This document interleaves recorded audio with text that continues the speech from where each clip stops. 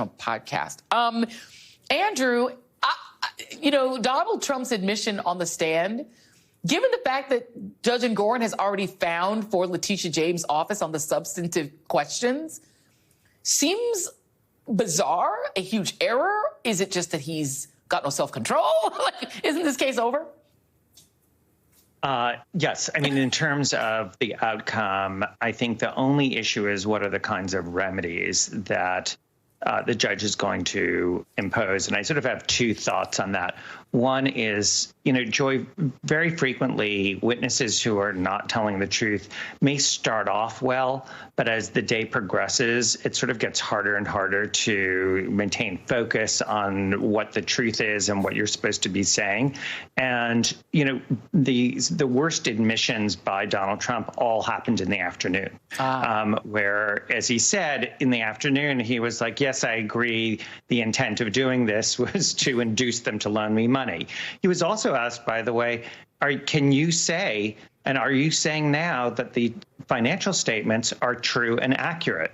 That should be a softball. Joy, if I asked you, did you ever file things with a bank that are true and accurate? You'd be like, I don't even remember what they are, but of course I did. Of course, yeah. Right? Yeah. Well, he was like, essentially his answer, I'm paraphrasing, was sort of, I'll get back to you.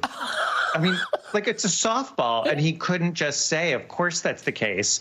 And I think it's because he was thinking, well, I know they're not, so I don't actually want to lie about that and adhere to what he had said in the morning.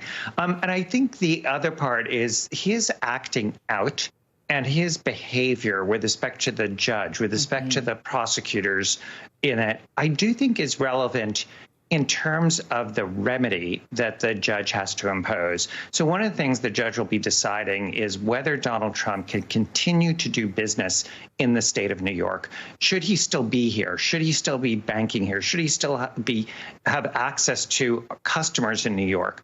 And if you've got someone who's so unrepentant, who's so out of control, who so much doesn't care about the rule of law, it seems to me that the judge could easily weigh in his conduct here to say, you know what, this is not the kind of person, a recidivist, who we want to have preying on people in New York. So I think he hurt himself both substantively and in terms of his behavior. Yeah, and people, I think, too often try to assign sort of four-dimensional chess